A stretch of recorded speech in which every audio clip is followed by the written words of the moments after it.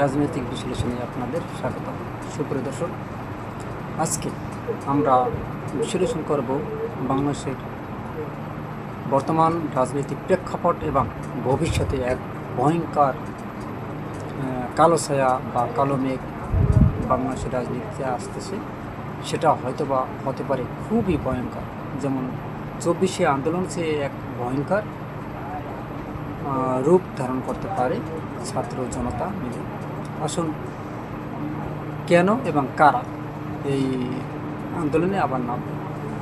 আপনারা জানেন যে গত সংসদে হাসনাত আবদুল্লাহ বিএনপির একজন সংসদ সদস্যের কথা রেগে তার কাছে তেড়ে যাচ্ছিল, তখন শফিকুর রহমান মাসুদ তাকে বারণ করেছে বা ফিরিয়েছে।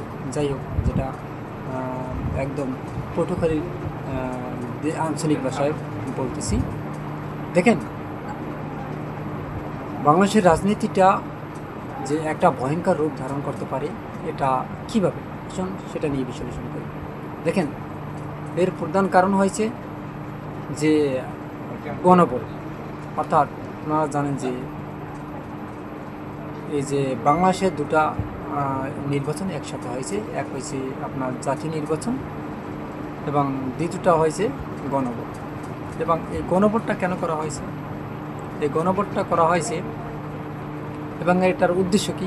অর্থাৎ সংসদকে সংশোধন করার জন্য বা সংস্কার করার জন্য এই গণভোটটা নেওয়া হয়েছে। এতে প্রায় 70% লোক হ্যাঁ ভোটে ভোট দিয়েছে এবং হ্যাঁ ভোট পাস করেছে। আপনারা জানবেন বা দেখছেন যে সাবেক উপদেষ্টা ডক্টর মোহাম্মদ ইউনূস তিনি কিন্তু এতে খুব উৎসাহিত ছিল, কারণ সংস্কার হওয়ার কারণে তিনিও মনে করছেন যে বিএনপি এসে মনে হয় সংস্কার করবে। কথায় আছে যে যদি ক্ষমতার চেহারায় কোনো লোক বসে, তাহলে সে যতবারই টুপিওয়ালা বা হুজুর হোক, সে কিন্তু বিশ্বাসঘাতকতা করবে। আর যাদের রক্তে বিশ্বাসঘাতকতা করার একটা অভ্যাস, তারা তো অবশ্যই করবে। দেখেন, আমরা ডক্টর শফিকুর রহমান তিনি কি বলেছেন আমরা ততদিন পর্যন্ত লড়াই চালিয়ে যাব যতদিন পর্যন্ত এই গণভোট সরকার মানবে না। হাসনাত আবদুল্লাহ বলেছেন আমরা আবার একটা 24-এর আন্দোলন, জুলাই আন্দোলন করব, যেটা খুবই শক্তিশালী এবং ভয়ঙ্কর। সুপ্রিয় দর্শক, হাসনাত আবদুল্লাহর যে কথা আপনারা জানেন, সেটা কিন্তু অত্যন্ত গুরুত্বপূর্ণ এবং অত্যন্ত কিন্তু তাৎপর্যপূর্ণ। এটা যদি আপনারা খেয়াল করে শুনেন, তিনি বলছেন যে বাংলাদেশে যদি আর একবার আন্দোলন করতে হয়, তাহলে আমরা তাও করব, অর্থাৎ গণভোটের পক্ষে আমরা অবশ্যই আন্দোলনে যাব।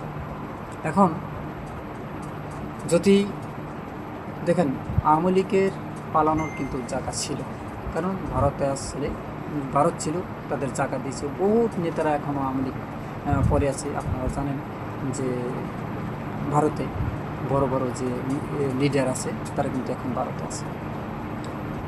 কিন্তু যদি এরকমের জুলাই অভ্যুত্থানের মতো আরেকটি অভ্যুত্থান হয়, তাহলে কিন্তু তারেক জিয়ার কিন্তু অর্থাৎ বিএনপির কিন্তু পালানোর কোনো জায়গা নেই, এবং তার চেয়ে একটা ভয়ঙ্কর রূপ ধারণ করতে পারে।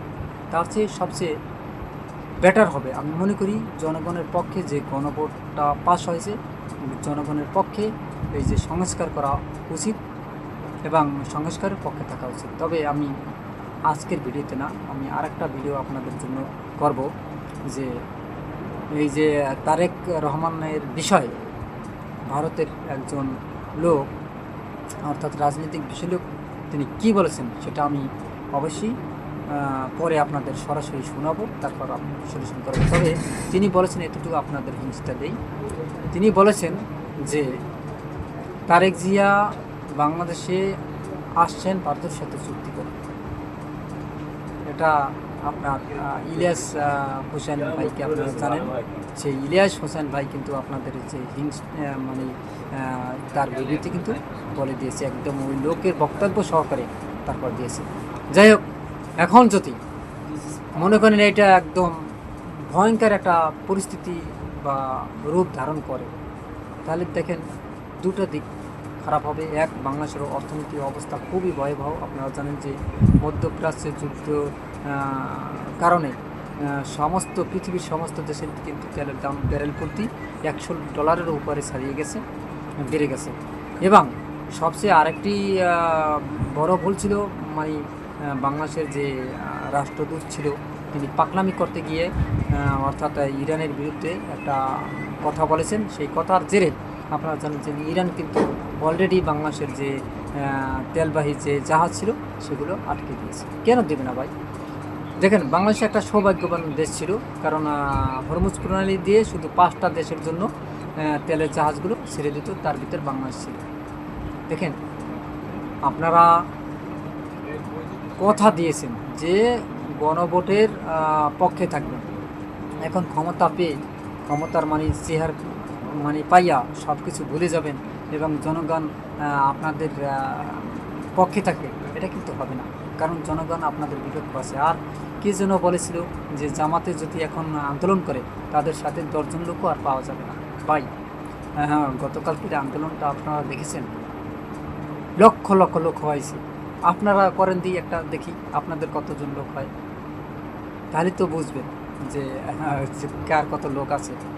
দেখেন, বাংলাদেশের এখন বর্তমান কিন্তু যে ইয়ং জেনারেশন আছেন, ইউথ আছেন, এখন যাদেরকে আপনারা জেনজি বলেন, তারা কিন্তু অত্যন্ত চালাক, চতুর এবং অত্যন্ত কিন্তু তারা মেধাবী। তারা কিন্তু জানে কাকে ভোট দিলে সবচেয়ে বাংলাদেশের মানে লাভ হবে এবং বাংলাদেশের উন্নয়ন হবে, এবং কাকে ভোট দিলে বাংলাদেশের সবচেয়ে ক্ষতি হবে, তারা কিন্তু জানে। আপনারা জানেন, এবার জরিপ করে দেখেন তো যে ইয়ং জেনারেশনের যে ভোটগুলো তারা কোন পক্ষে বেশি পড়েছে জানেন? আমি বলবো প্রায় ইয়ং জেনারেশনের ভিতর 70% ভোট জামাতের পক্ষে পড়েছে। দেখেন, ভালো করে দেখে তারপর 30% মাত্র 30% পড়েছে বিএনপিতে। তাই বললেন তাহলে বিএনপি পাস করলো কেমন? বিএনপি কীভাবে পাস করলো? ভাই, বীরতরা ভোট দিয়েছে বিএনপিতে, কী জন্য জানেন? তারেক জিয়ার জন্য ভোট দেয় না, ভোট দিয়েছে আপনার জিয়া রহমানের জন্য, ভোট দিয়েছে খালেদা জিয়ার জন্য। যেমন আমিও যে, কিন্তু আপনারা জানেন যে জিয়া রহমানের ফ্যান আমি জিয়া রহমানের ভালো জানি। কেন ভালো জানি? দেখেন, তিনি মানে এই যে কৃষি কাজে বাংলাদেশের একটা বিপ্লব ঘটিয়েছিল, এই জন্য কিন্তু আমার কিন্তু খুব প্রিয় কৃষিকাজটা।